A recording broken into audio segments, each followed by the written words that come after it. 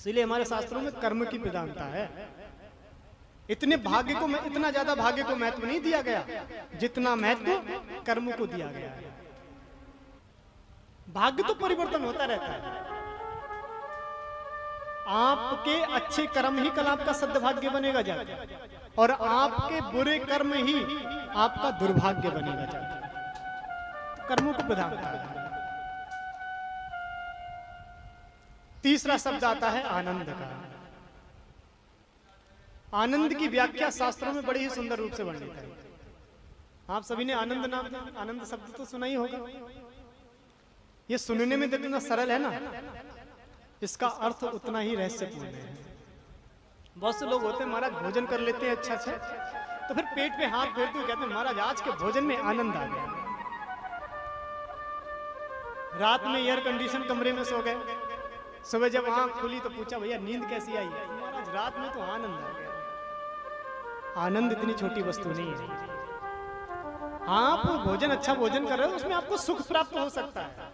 Air condition कमरे में सो रहे हो, उसमें आपको सुख प्राप्त हो सकता है, लेकिन आनंद प्राप्त नहीं होता। तो आनंद कहते किसे? हम तो अब तक यही समझते आए थे कि जब हमारे जीवन में कोई खुशी के पल आते हैं, प्रसन्नता के पल आते हैं, हम सोचते हैं हमें आनंद प्राप्त हो रहा है। हम सोचते हैं भगवान की कृपा है कि आनंद बरस रहा है। हम तो सुख को ही आनंद मानकर बैठे हैं।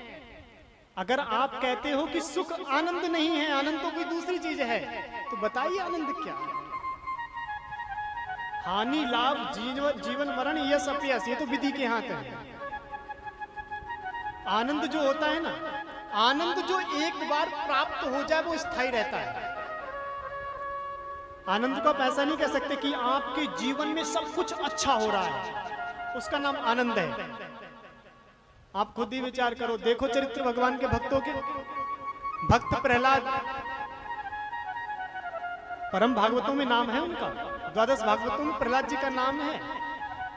अगर आप ऐसा सोचे ना कि भगवान की भक्ति करने वाले पे कष्ट नहीं आते, दुख नहीं आते, तो भक्त प्रहलाद पे तो कितने कष्ट आए, कितने दुख आए। अरे इससे बड़ा दुख क्या होगा? उनके पिता उनके शत्रु हैं। भक्त प्रहलाद के पिता ही उनको मारना चाहते हैं, इससे बड़ा कष्ट क्या होगा? बोले भैया दुख तो आएगा।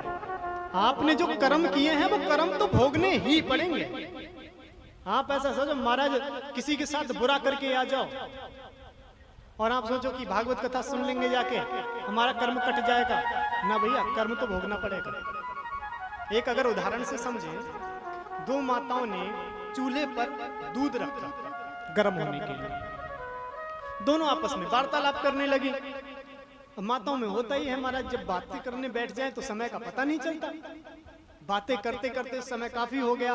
वो अग्नि जब उस पात्र पर पड़ी, पात्र गर्म हो गया, दूध बाहर निकलने लगा। दोनों माताओं की दृष्टि पड़ी।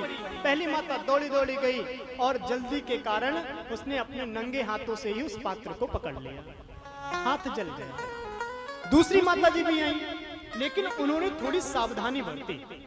जब उन्हें कोई दूसरा कपड़ा नहीं मिला तो उन्होंने अपनी साड़ी का पल्लू लिया, उसको दोवर किया और उससे उसका ढक्कन उतार दिया, उस पात्र को नीचे उतार दिया। तो पात्र तो दोनों ही गर्म थे। जो कर्म है ना वो कहाँ काम आता है? भगवान की भक्ति कहाँ काम आती है? भगवान की भक्ति ही वो पल्लू है, वो कपड़ा है। कदाचित पात्र तो वो गर्म था, लेकिन उस कपड़े ने महसूस नहीं होने दिया, उसने पता नहीं चलने दिया। आनंद जब प्राप्त हो जाता है तो वो स्थायी रहता है, वो घटता बढ़ता नहीं। सुख जो होता है, सुख किसी वस्तु पर आधारित होता है। किसी न किसी, जब तक वो वस्तु रहेगी तब तक आपका सुख रहेगा। जब वो वस्तु समाप्त हो जाएगी आपका सुख भी समाप्त हो जाएगा। ये सुख की परिभाषा है।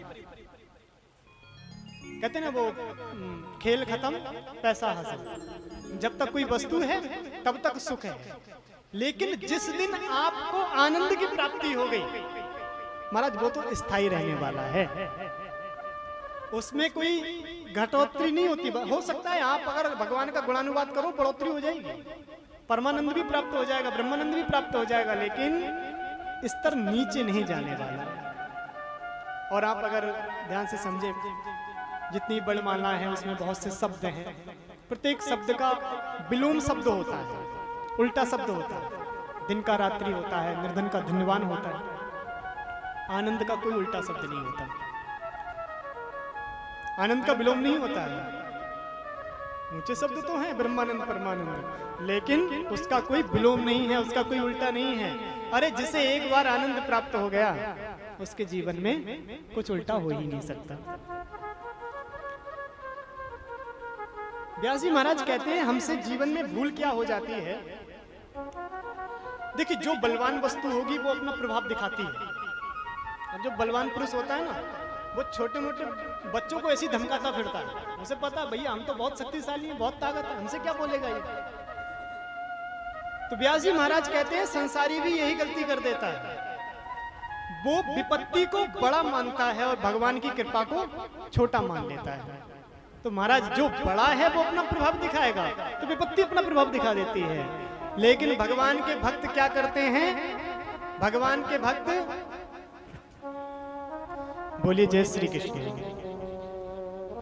भगवान के भक्त विपत्ति को छोटा मानते हैं और भगवान की कृपा को बड़ा मान लेते हैं। अरे भैया, विपत्ति से कहते हैं आप कहां आ गए, आपकी मेरे जीवन में तो जगह ही नहीं है, क्योंकि आपसे ज्यादा बलशाली भगवान की कृपा मेरे सामने ही खड़ी है।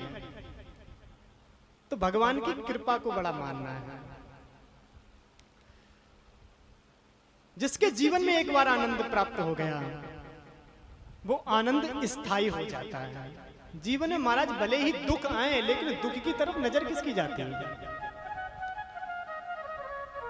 और स्थायी इसलिए है क्योंकि आनंद कन्हैया का ही स्वरूप है।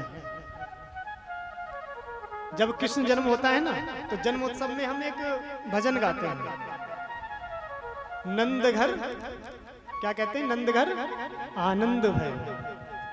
वहां ये नहीं कहा कि नंद घर कृष्ण भयो, नंद घर गोपाल भयो, वहां कहा है नंद घर आनंद भयो। यानी कि जो आनंद है वो कन्हैया का स्वरूप है। कन्हैया को जान लेना, उनके चरणों में भक्ति हो जाना, उनकी कृपा को अपने जीवन में महत्व देने लग जाना, यही आनंद है।